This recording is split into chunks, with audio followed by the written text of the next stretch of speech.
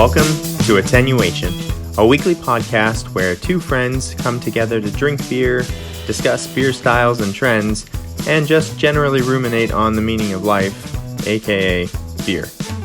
If you enjoy your time with us, we invite you to become a weekly listener and subscribe to the podcast. Without further ado, here is this week's episode.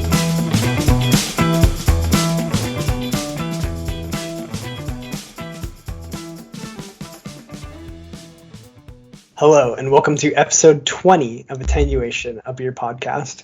My name is Jason, and I'm joined by my best friend since 8th grade, Steven. That's me. Okay, start over. We're starting over. Okay. Yeah, start over. Hello, and welcome to episode 20 of Attenuation, a beer podcast. My name is Jason, and I'm joined by my best friend since 8th grade, Steven.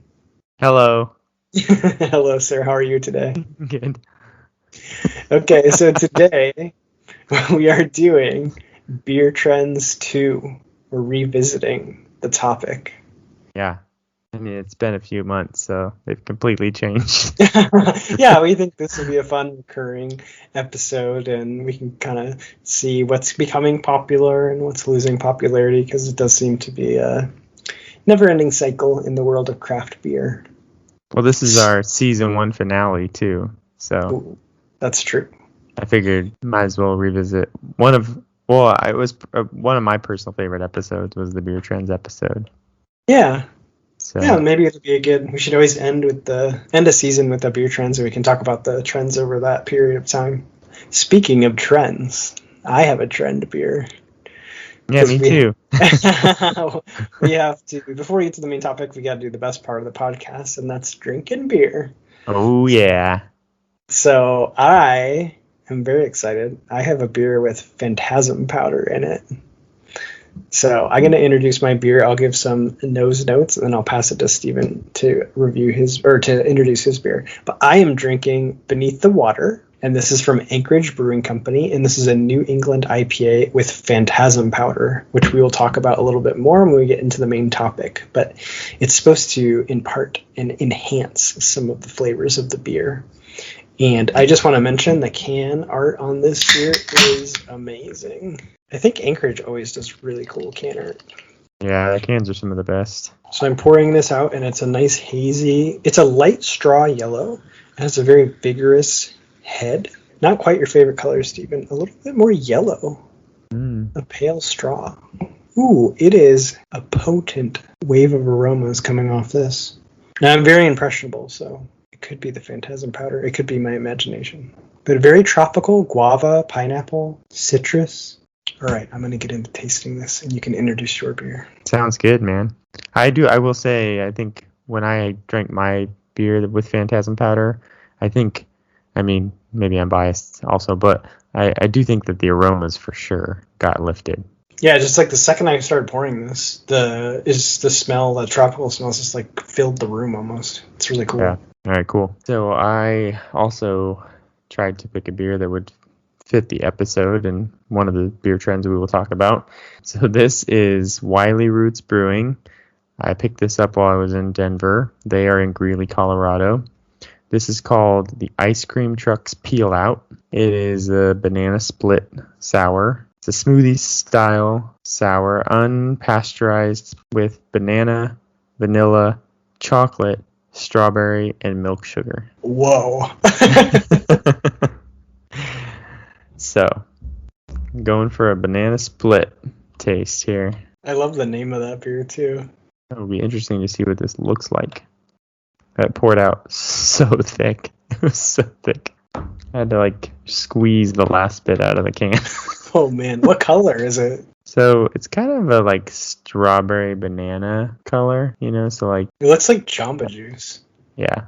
It looks like a smoothie for sure. It literally smells like a Jamba Juice. I'm definitely getting the strawberry for sure. A little bit of banana on the nose, and the chocolate is coming through. So strawberry, banana, and chocolate for sure. Which I guess is about it other than the vanilla and the milk sugar. So not really getting the vanilla, but it smells like Hershey's chocolate syrup with just a hint of strawberry. This is This is gonna be amazing. That sounds incredible. All right. Yeah, so this I like this beneath the water. It's on the entrance. You get a lot of orange guava, and then it kind of develops into. You definitely get the hops, like a resiny pine, like vegetal flavor, but it's not really that bitter. But then it just has like a long, creamy, and a little bit of hop bitterness on the finish. I like it. I'm gonna keep drinking it. It's very interesting. I wish I had. So like I think we talked about before, it'd be really cool if they made the same beer without Phantasm powder, so you could try them side by side. Because obviously it's kind of hard to pull out what that's adding. But yeah, the nose and kind of at least the tropical flavors are pretty strong and present. So I like this one. I would definitely drink it again. I'm gonna have to look up and see what some of the brewers are saying about it, because it's becoming a popular ingredient to use in their brews, and I would think that they would have some thoughts on like with the finished product, them being like, oh yeah, no, this is awesome. Like, we want to keep working with this powder, and we'll kind of see where that goes. We'll see if it becomes a larger trend, and I would imagine that would be driven by whether it's actually giving them results. Because it can only be a marketing ploy for so long. Right. It's either going to add value or it's not. And you have to imagine, if you're brewing a beer, you have an idea about the effect you want it to have on the finished product. So yeah, that's a good idea to kind of see like what beers they're adding it to and why, like what they're trying to achieve by adding it. Yeah. And maybe get some quotes on what brewers are saying about it. See if any of that comes out. For sure. How is your my smoothie? Power sliding ice cream truck? Yeah.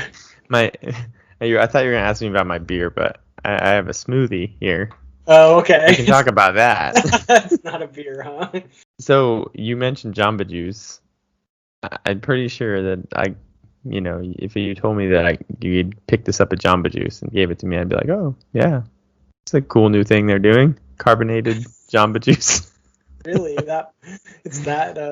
Yeah, it's super thick, and I mean, I wish you could see the way, like, I don't know if you can see on the video, but looks thick. It's like coating glass. Like, yeah. This is like lacing times 100.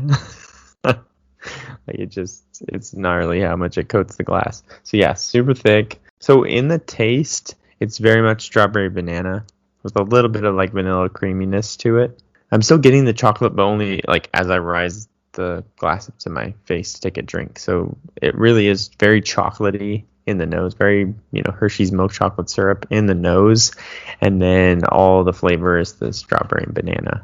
Can you taste the alcohol at all, or no, not at all. And I don't know what the ABV is. I think it's around 5.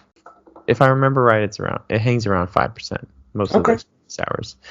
The other thing to note with this is that it does have a nice sourness to it, kind of sourness to the strawberry. The weird thing, and one of the things I've not quite gotten used to with this smoothie style sour, is the carbonation, because it really is like you took a fruit smoothie and then it's carbonated, and it almost feels like it shouldn't be, like it feels out of place. And it's a very, very, very effervescent sort of dance on your tongue carbonation. So it kind of the carbonation is sort of playing and working with the sourness as well to kind of do a little dance on my tongue. And it's fine. It is weird. It's kind of like, I think a while back I drank like a Banana Foster's stout, and it was the same way. It kind of had this like really, really effervescent carbonation that just like didn't seem to work. Like, it didn't work with the chocolate banana flavors. I was like, oh, why do I have carbonation in this? And that's kind of how I feel with this. It's really good, and I like the sourness level, and I like the chocolate notes that I'm getting with it. I feel like if I just let this go flat and then drink it, that it would be amazing. Maybe you should try. Yeah, maybe I should try that. The carbonation is really weird, and maybe some people like it. I don't know. It just feels out of place for such a thick beer. That makes sense. And it's something you don't really think about or notice unless it's kind of clashing with the overall style, which it kind of sounds like it did here. And I actually remember you talking about that stout and saying you kind of felt like the carbonation was a clash Yeah, like that stout nitro carbonated would be Yeah, make it super creamy. awesome. Yeah, like because that's one of the things I've learned too about the nitro beers is that you pour them out really fast, and that it gives you that great cascade of bubbles going up, and then they create that really creamy head. One of the downsides of that is it doesn't leave a whole lot of carbonation in the beer, which works for stouts. And I think like if you did that same thing, I don't know if you could even nitro carbonate these beers or not, or how that would work. But I feel like that would be a better carbonation. Like give me like this creamy thin bubble head at the top. Let me drink through that, and then after that, not have much carbonation in the beer. I don't know. I think would be better. That makes sense. Yeah, that sounds like it would be good with that. Because real like intense carbonation does not sound like it goes with that. Just think of like a carbonated Jamba Juice. Right. It'd be interesting. I drank some of their fruit sours at Wiley Roots, but I didn't drink a smoothie sour. The only smoothie sour I consumed was in ice cream form. Oh, great. Yeah. Which this would be amazing in ice cream form. Oh my gosh, this would be incredible. They also have a Dole pineapple whip. I have that in my fridge. It's a Dole pineapple whip smoothie sour. That one they make into like a Dole whip ice cream, and that would be probably amazing too. But what I was gonna say is that I didn't drink one of these on tap, and that would have been interesting too. It would have been interesting to see how they carbonated on tap. Because they can, with the CO2 pressure and the tubing length and all this stuff, can kind of determine how much and the temperature at which they're carbonating all play into like how well the CO2 goes into the beer and what kind of carbonation you get. So it would have been interesting to see how they dialed that in on tap. Yeah. Also, I can't imagine. Oh, go ahead. Oh no, it sounds like that. Yeah, when they have like that much control, you would imagine that they would dial it in like exactly how they want it. Yeah, and then I was gonna say, can you imagine cleaning those beer taps? Ooh, no. Yeah, just what I saw through to your glass, like. Yeah, the beer sitting in beer lines. I don't know. Yeah, hopefully they sell them fast. Yeah, sell fast and flush flush those lines out quickly. Don't let that stuff sit in there. That's interesting. I wouldn't think about that, but yeah, that stuff looks thick. So I will say too, it hasn't been that long, but even sitting now to have some of that like effervescence fizzled out a little bit, it is much better. Okay, good. Yeah, it is really just sort of like a sour Jamba Juice with like a little chocolate on the nose. That's my best description. Amazing. Yeah. That's a good segue to our main topic. We have them in a certain order, but we don't have to go in that order. I almost want to jump straight to our smoothie sour topic. Yeah. Historically, there's been some breweries like 903 in Dallas has done them for a while, I think. 450 North, I can't remember where they're based out of. But anyway, yeah, 450 North. They actually had a huge scandal a while back because they were putting ABV of the base beer on the can, but they were heavily fruiting them after. Like they're just pouring a ton of fruit puree into the beer and then immediately canning it. Like that fruit was not fermenting, nothing. It was like immediately into the beer and then canning. Well, by adding all that fruit, they diluted the beer so much that the ABV wasn't like 7-8% like they were saying. It was like 2%. Oh wow. So yeah, they're going overboard there with the fruit additions. Yeah, so their sours were very, very popular, and they were they had a cult following and a big Instagram following, and I think they still do, but it definitely hit their sales a little bit with that, like, oh, this isn't an 8% beer? Yeah, like, wait a minute, what am I paying for? I knew there was a reason I couldn't taste the alcohol. That's really funny. You're like, oh, they're blending the alcohol in so well, I don't even notice it. Yeah. So anyway, there is a trend now though, like there's way more breweries starting to brew these smoothie sour beers that are heavily fruited. And I'm talking straight fruit puree just thrown into the beer. So they are thick, they're chunky sometimes, and they seem to be popular. Yeah, I've been seeing them pop up on Tab War a lot. I'm kind of backing away from Tab War. I think you're doing the same thing. We're taking a little break. But especially like in the middle of the summer, when I see the ones that are like, oh yeah, we put like, 5,000 pounds of like strawberry puree in here. I'm like, I don't know if I want to order that right now. It's going to like sit it's 108 over here. So it's going to like, who knows how hot it is in the truck ride it's going to take to my house, right?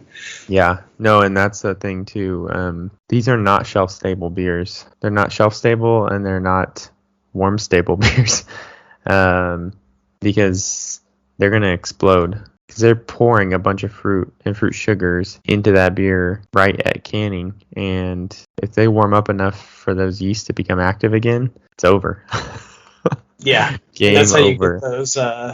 Actually got one that was gushing. Yeah, exactly. Yeah, So me that too. secondary fermentation occurs. And this can actually has a warning on it. It says, this can contains unfermented fruit.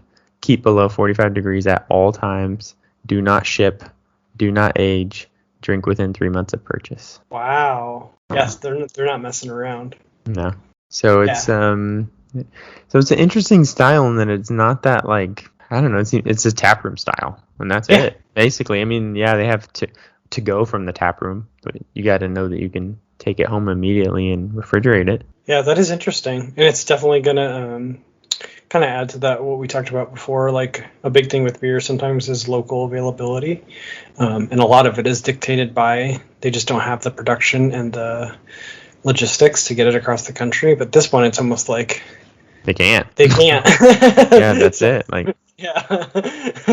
it's going to be locally consumed. I mean, even the fact that, so, I bought this beer. We immediately headed to the hotel, and we put it in the hotel fridge. I kept it in there until we were leaving for the airport. So I took it out, put it in my suitcase, and then the nice thing about beer in your checked luggage is that it's going to stay pretty cold throughout the flight. True. In fact, usually when you pull the suitcase off the thing, if you opened the luggage right away and grabbed it, I mean, it's like ice cold. So it stays very cold on the plane, which is good. And then just as soon as I got home, it went into the fridge. So I did the best I could to get it from Denver back to Texas and keep it cold at all times. I don't know how well I did exactly, but Sure. I mean, that's quite a challenge. Yeah. So. But yeah, this does seem to be getting very popular, and it is crazy because kind of like what we saw when you poured that out. It's a smoothie. Like, yeah, it legit just has pureed fruit in it, and a lot of that pureed fruit. So it's almost evolving to a completely different thing at that point. Yeah, So, I mean, most of my reactions from the friends that I brought some of these beers to was like, this is not beer. Yeah. I mean, they're like, thank you for bringing it, but this is not beer. It's definitely not what you would think of if someone was like, hey, drink this beer. Yeah. And they poured that out. Yeah. And then the other sort of trend that's also happening, I mean, Wiley Roots does it. We have Ingenious Brewing down here in the Houston area in Humble, Texas. They are also doing a lot of these smoothie sours, and they also turn them into ice cream like Wiley Roots does. So it's also like a fun way for the brewery to like have the one beer, but like be able to serve it in in different forms, basically. Because like Wiley Roots, they have some of their beers, so they have their smoothie sour, and then they have like a slush version of the smoothie sour, and then they have a soft serve version of the smoothie sour. So like three different variations of the smoothie sour and like levels of frozen. Right? How cold they're serving it. It's pretty funny. Yeah. It also is a testament to like what it actually is if you can turn it all the way into ice cream, basically. Yeah, exactly. Or soft serve, yeah. Yep. It's pretty cool. I mean, it's a very fun. I mean, look, doesn't follow the Reinhardt squat. Purity loss. This is not. And I have seen many of these go very wrong. Like very wrong. Not only, exploding cans. That's the worst part. But even just flavors, like, it's not good. But you were like against the style. I remember, I think a while ago, but you've come around. Oh, yeah, because we did. I think we touched on this in the first Beer Trends episode, and I think I think it was in the context of we were talking about milk sugar being added to beers, and Yes. that's also kind of part of this smoothie sour style, is that they're often adding the milk sugar too. But yeah, and when we talked about it the first episode, I fully against it. I'm not so fully against it now. I just don't think very many people do it right. For sure. And that's going to be true of a lot of things that are popular. I think if something's popular, people are going to try to tap into that wave of popularity, but they're not necessarily going to be highly successful. They're just trying to ride the wave. I mean, anybody can throw a bunch of fruit at the end of the beer, but it's like, what was the base beer? What, like, proportions of fruit did you use? And it just, I don't know. There's so many things that can go wrong. That's the other thing is when you're adding like that much fresh fruit puree, like, it makes me feel like the margin of error could be very high. Well, even then, it's like, how ripe is the fruit, and what quality of fruit are you getting? And I don't know. It's just so many wild cards, so many variables. Yeah, it seems definitely hard to control. Yeah, so do you want to talk about, that was, because so you basically tried one of those, so that was your engagement with the beer trends. I will talk about Phantasm powder. So it's actually, we talked about it on the other episode, but we can cover it again here because it does seem like it's starting to pop up in more and more beers, I've noticed. Oh, I'm starting to see it all. Yeah. WildWorks is using it. Other Half is using it. Anchorage is using it, of course. And then, I mean, those are the three that, like, I follow and I have been seeing, but I'm starting to see it pop up in other random places too. So.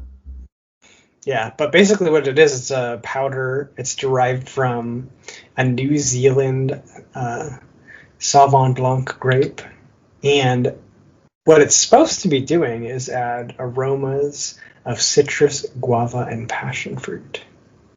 And I did get guava on this beer for sure, so perhaps that is the Phantasm powder. But yeah, it's popular and it's showing up in a lot of beers. So we'll have to see. Kind of we teased it before, but if this continues to stay popular, or if it's just the latest hype. Well, they always have to keep things fresh and new, and I think hops are a very versatile tool, and breweries are starting to learn how to really unlock flavors from the hops. What I think is cool is that, especially if you have a brewery that grows their own hops, they could have maybe a batch that they don't think is that great, boost it with Phantasm powder, and maybe end up with a decent beer from hops that maybe weren't as potent as they thought there might be, or something like that. So it'd be interesting to see whether that would help or not, or just another tool in their toolbox to brew flavorful aromatic beers. Yeah, it does seem like it might have. I kind of feel like it will have a long-term home, but that will kind of unfold based on people experimenting with it and then kind of figuring out what's the best case use for it. But yeah, so far it's been interesting. I'd really like to see something released or be able to taste something side by side with and without Phantasm powder, because I mean it's like a recurring theme on the show, but we always talk about tasting things side by side is the only real way to yeah, especially this. I mean, there's no other way. Yeah, there's just no other way to know. What'd be interesting is, like, 5 years down the road, there's a new category at the beer festival. It's Phantasm powder beers or something. That would be cool. Yeah, because maybe it will like become kind of its own little sector, the beer universe. Well, which one do you want to talk about next? Let's talk about hard seltzers. Yeah, let's talk about hard seltzers. And how much I hate them. I went to the grocery store. Now, this is my local H-E-B, which is the best grocery store ever. Only in Texas, sorry. Everything's better in Texas. Better in Texas, yeah. But yeah, so the HEB, well, technically it's the one right by my work. It tends to have a very, very good beer selection. I think they changed the personnel in the beer department, and I don't know whether it's going to be as good from here on out. But I went in there for the first time in a while the other day and went to this area where usually they have a ton of really good sours and just a really good collection of just all the weird stuff. There was a sign hanging there saying hard seltzers, and it was just a huge display of every imaginable company making a hard seltzer. Right? They all make one now. It's insane. They all do. Everyone is doing it.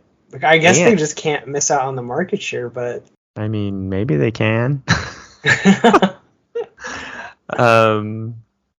It's really funny. Like, I think, I guess I can't say 100% sure, but I'm pretty sure every single brewery that we've stopped in Denver had a hard seltzer on tap, their own hard seltzer. Like it's here, and it doesn't look like it's going anywhere. yeah, it's just nuts because I remember I saw a commercial the other day for Smirnoff. So, they make vodka, but when I think of Smirnoff advertising a drink, like a ready-to-drink drink, I'll be dating myself, but it's Smirnoff Ice, right? So, well, at least you didn't say Zima.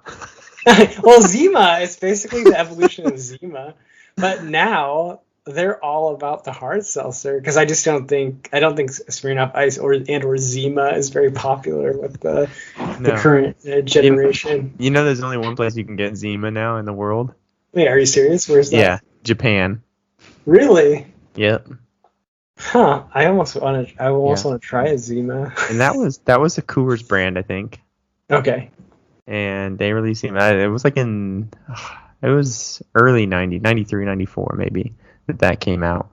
And what's really funny is that there were so many pop culture references to it, and it was like a parody. Like people made fun of, like, if you were a guy and you drank Zima, like, they made fun of you. And what's really funny is that there's this whole turnaround now where, like, you have Trulies and White Claws, I think, are the vast majority of the hard seltzer market right now. Obviously everybody's jumping in, but Truly and White Claws are the vast majority. And it's like a hipster, I guess, where it's like not cool, so it's cool, right? Like you just like you like double down and be like, yeah, I'm drinking White Claw, who cares? Like, what is it, no laws when you're drinking the claws? Is that the punchline? Yeah. Oh my gosh. So so it's like almost ironic, it's just like irony of, like, yeah, I know it's not cool, but it's cool. Because I just want a light summer drink and maintain my 6-pack abs or whatever. I don't know. I mean, it's whatever. If I was 18, I'm sure I'd be all about it. But right now, I'm definitely not the target consumer for hard seltzer. Look, I would be perfectly fine with it if it didn't start, like, taking over the beer aisle. Okay. Yeah, right? It's displacing our precious craft beer. Yeah. And craft beer was finally starting to displace some of the macro beer too. I think, I don't know, it's been only really making like single digit progress into the, like, cutting into the proportion of beer markets sales over the last few years. So it's like, I don't know where it sits now, but it's probably like 17% of the total beer market is craft beer, which is mind-blowing to me. I feel like it should be more, but yeah, like, to now have something else maybe displacing a little bit of that, it's a little disappointing. It's a setback for sure.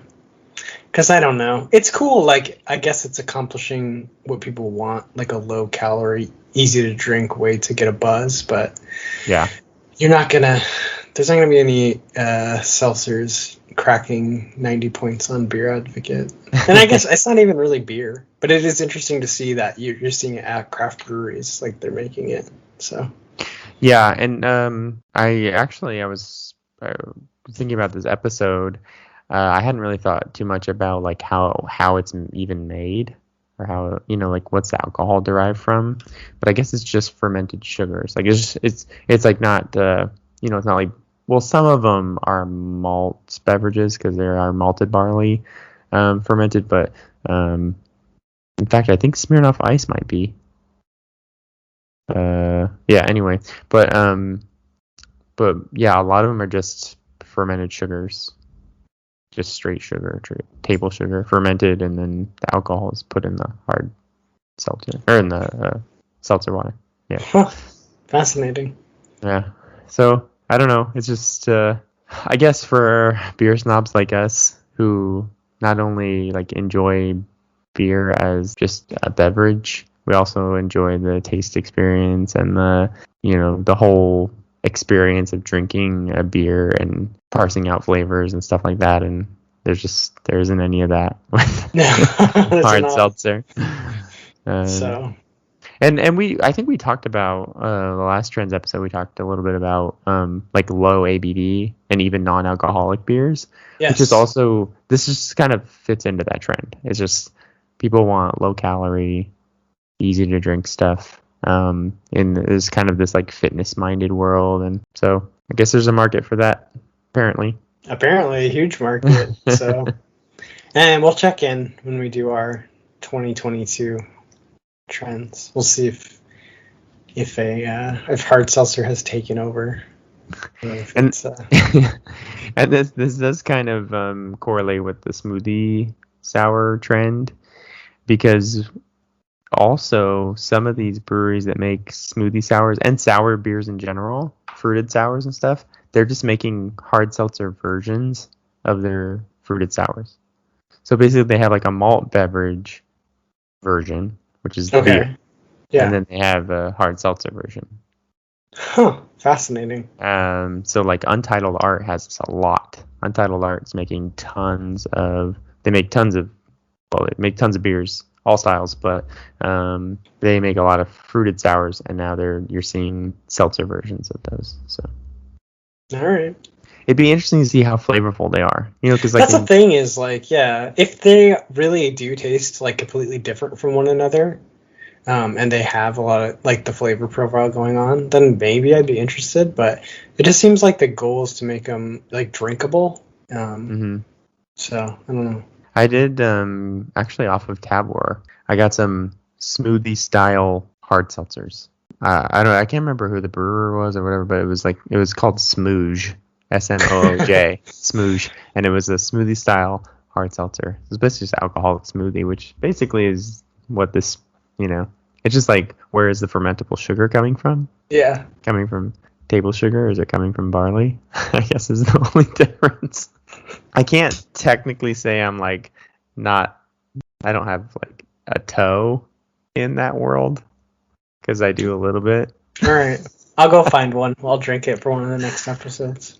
But the hard seltzer, like just the straight, like just flavored. I mean, I didn't like LaCroix or whatever. I don't like flavored non-alcoholic bubble water. Yeah. Yeah, I don't like that anyway. So Topo Chico is the only one I even like to drink.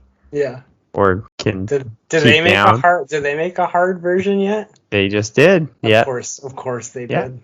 Yeah, just recently. I hate it even more now. They had to. I guess you would. You're halfway there. Just put in some fermentable sugars. You're exactly. There. Yeah, I feel like they I do feel like they held out for a little while, and then they're like, we're not gonna. Yeah. They had no choice. So dollars talk.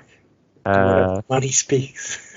Yeah. So there's our hot take on hard seltzers. Yeah. I don't know. Maybe in 3 months we'll be like, oh, we love them. We'll see. I doubt it. Yeah, I won't even have had one. That's our challenge. We got to drink one in the next 3 months. Okay. Write it down on your calendar. Buy some Trulies.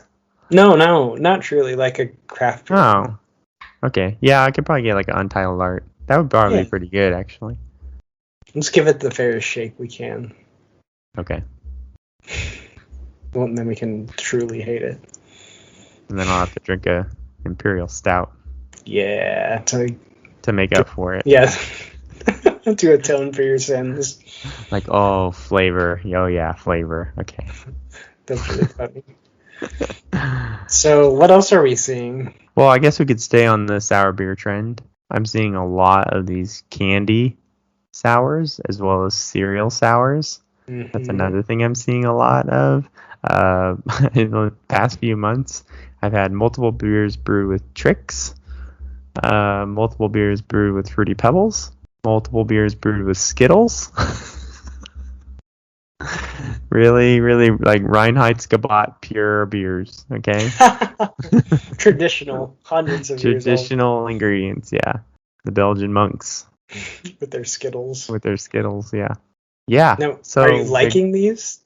Love them. I mean, I've had varying degrees of liking them, just varying degrees of quality and success with the breweries had with the ingredients. But man, some of these Fruity Pebble sours are so good. That's cool. At least they're good. I'll have to get my hands on one of these. I don't think you really do. A candy or cereal sour yet, but I am intrigued because I do love cereal. Well, you did actually. You had a cereal that's beer. True. You had an IPA with Cinnamon Toast Crunch in it. I didn't like it though. That was not the correct application of Cinnamon Toast Crunch. I'm sure there's a stout out there somewhere with. Okay, that would work. I will drink a Cinnamon Toast Crunch stout. I gotta find you a Cinnamon Toast Crunch stout. Yeah, for sure. That would be good. I'm in for that. All right, so candy and cereal sours are on the rise, is what you're telling me. Yeah, and then also even on the stout side too.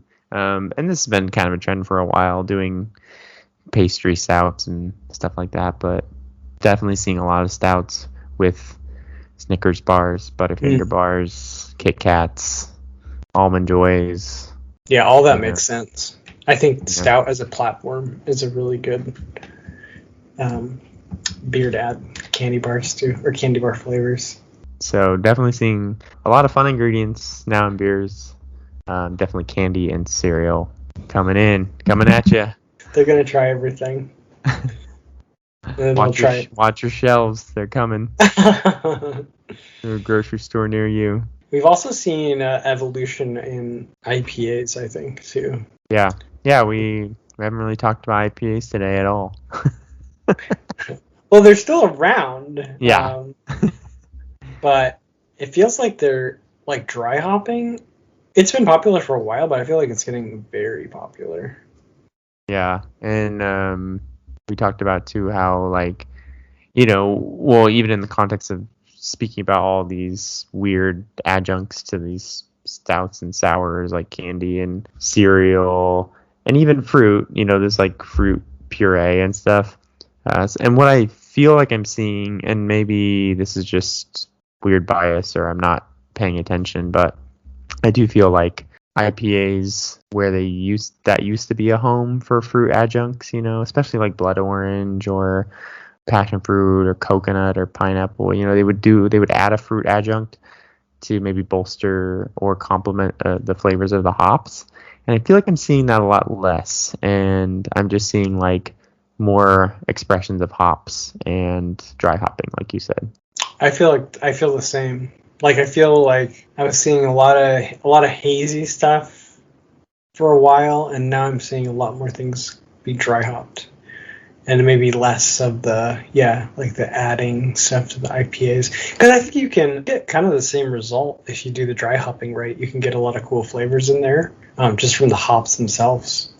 So I think, and the other thing I see too is a lot of they're dry hopping with like a specific hop, and then they might release that beer with like 3 different styles of dry hopping, which I really like that, because then you can try them. If you're able to try them side by side, you can kind of see what the different dry hop is adding, versus one another, which is cool. The other thing too, I think I'm seeing come out of IPAs is the lactose.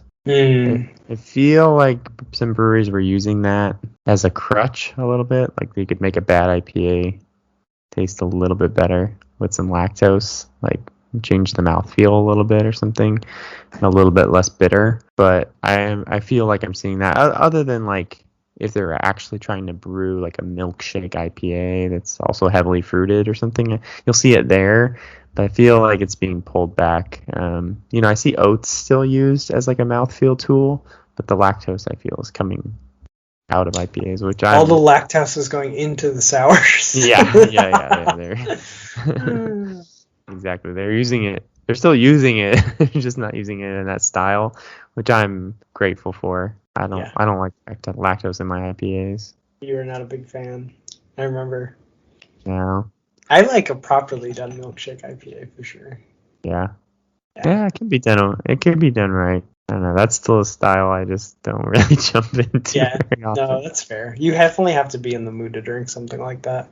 But yeah, and I think just with the abilities of breweries and just brewery skill being elevated by so many breweries now competing with each other, that the skills of making a good IPA are they're like everybody's getting better. That game is elevating.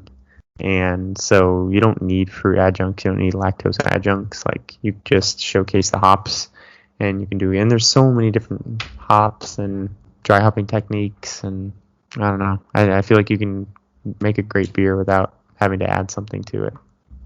Yeah, that makes sense. Yeah, that is an interesting concept too, of like competition like makes everything better, and people are learning from each other. So Yeah. So I think that's helping. And then we had one last trend we've been seeing, and that's rosé beers. That's right. So still kind of on that trend of, I don't know, maybe marketing lighter and easier styles to drink to people. But yeah, just basically brewing a beer with grapes, using wine grapes to make beer and incorporating some of the wine flavors into the beer and creating sort of a crossover, light, effervescent, fruity style. Yeah, I saw the Anderson Valley does a rosé goza. I saw that, and then that one's pretty good. It's not my favorite, but yeah, I could see how that could definitely lend itself to a lot of different styles of beer. There was I had a I guess I don't know if it would be considered a rosé beer, but it was a beer that it was kind of doing like it was a rare barrel. I found it at my local grocery store, and it was a Sangria Noir. So it was that's right. I remember that picture. Yeah, it was kind of playing on that whole. They put Pinot Noir grapes in it, so it was kind of like a rosé beer, I would say. But it was awful. It was horrible. It was probably my least favorite beer. One of my least favorite beers I've ever tasted, and it was doubly sad because the rare barrel I have had is really good. But yeah, this one was a no-go. So definitely can't plug that rosé beer. But I think there's definitely room for it. And I think that is a flavor profile that can complement a lot of different styles of beer for sure. And it kind of already existed a little bit in, some of the best sours from Russian River are all aged in wine barrels. So yeah. So yeah, definitely complementing the beer with wine flavors. It's definitely something you can execute properly, and something I've definitely enjoyed in the past. So I think that's all our trends for this episode. Do you have anything else you want to mention you've been seeing? No, that's it. I know we didn't. I think we planned on. We skipped beer news. You're right. Yeah. Well, we were just very excited to get into the trends, but we were. Yeah. But it's kind of a trend too. Anyway, we were going to talk about the huge nationwide aluminum can shortage and how it's affecting breweries. I guess it's been going on for a long time, but they say it's not ending anytime soon. It's been kind of true. It's been weird because of the pandemic. A lot of stuff fell behind. For a long time, I remember you couldn't get Coke Zero. A lot of the diet soda vanished because there was a massive increase in demand. And so a lot of stuff fell behind. And aluminum cans is one of those things. I guess it makes sense. I mean, if you're going to get stuff to bring back to your house, you do need aluminum cans for it. But yeah, they still have not caught up, because a lot of those problems aren't quickly solvable. When you need to increase production like that, you need a factory. So Those don't just spring up overnight, right? Yeah, from what I was reading, a lot of breweries were scrambling and trying to get cans from like Korea, and they could only order so many at one time. And like the problem is so much planning and timing goes into like a beer you're brewing. So you've got this beer, you brewed it, it's ready to be canned, and all of a sudden you're like, oh, I don't have the cans to can the beer. Like, what do you do? And so there's been a lot of scrambling, a lot of maybe reprioritizing, like, oh, let's not can this beer, let's can this beer. Again, trying to find cans from offshore places and random places, and communicating with other breweries and collaborating with other breweries and trying to all work together to make sure everybody has cans. And yeah, it's it's just another challenge that these breweries are facing. What's sad also too is not only are the cans sometimes just not available, but when they are, they're more expensive. Right. The price is getting driven up. Mm-hmm. Yeah, so now breweries are seeing more production costs, and I mean, obviously they're going to pass some of that on to the consumer. And I think now that we can get back a little bit more into the breweries themselves, and kind of another beer trend, or just a trend in breweries are seeing, is so much more of this like outdoor space and stuff, just because, well, they had to for a while. But anyway, I think with like the spacing and using outdoor space and people being able to get back into actual tap rooms, hopefully we'll see just more on-site beer consumption and not as much off-site beer consumption. So the can that'll be a little bit alleviated. yeah, help with the can shortage. Yeah, and help with my Coke Zero shortage. Because I need my beer and I need my Coke Zero. Well, another thing too, I feel bad, like I guess in California, like, you recycle your cans, you can get money back for recycling your aluminum cans. I don't know, like, how that aluminum gets back to, like, how quickly that aluminum gets back into production. I don't know. I know that is like of the things you can recycle, aluminum is one of the ones I know you're supposed to recycle because there is that demand for it, so it will get recycled. I know that's not as true of everything that you put in the recycle bin, but aluminum, I think, yeah, people definitely want that back. The breweries want that back as soon as possible. Yeah, so I feel bad because here in Texas, like, we don't have the CRV tax, so there's no incentive to take your can back. Sure. And then I mean, we have a recycle bin, and we recycle our cans in that recycle bin. But, like, in general, there's not very many recycle bins, like, in, like, public places and stuff. Sure. So it's just, like, I always feel bad throwing away a can, especially these days, because it's like, oh, man, I want that little can to get back. You're like, a good beer could fill that can someday. So, Steven, what you're saying is I can't keep my Anchorage can. I need to send it back. Precious aluminum, man. Anchorage needs this aluminum back. Yeah. All right, I'll recycle it. Yeah, I feel bad for the can art people, man. They're making this beautiful can art. Can't be enjoyed. It's gotta be recycled. It's gotta be recycled. Well, it can't be retained. I enjoyed it. I looked at it. I enjoyed it. I'll return it. All right. Well, cool. Yeah, that did kind of fit in as a trend. So perfect. Yeah, so you might see beer going back into bottles a little bit. It's heavier and harder to ship and all the stuff, but some breweries may be forced to put their beers back into bottles for a while. Back into glass for a while. I see. Yeah. Well, they got to do what they got to do, I suppose. Yep. So, if you want to reach us, we have an email. It's contact.attenuation@gmail.com.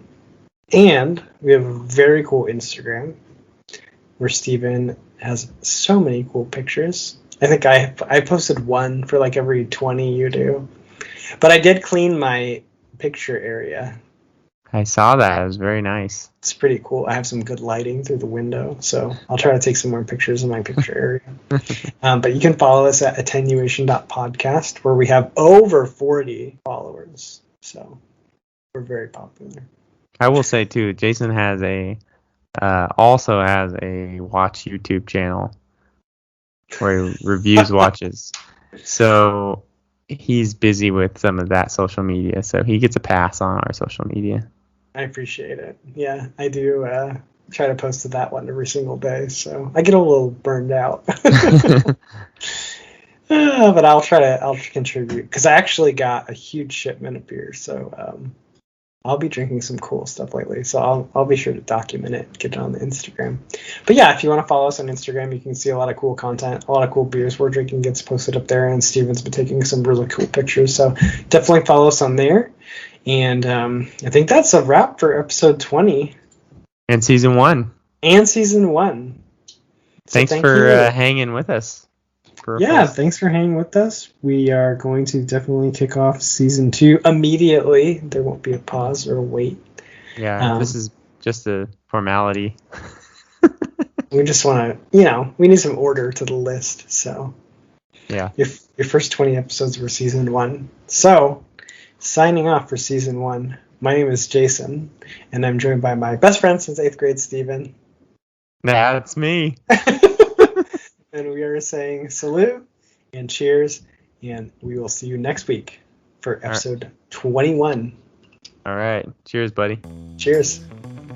Thanks for listening to this week's episode of Attenuation, a Beer Podcast. Don't forget to subscribe to the podcast and follow us on Instagram or Facebook for more fun content. Catch you next week. Cheers!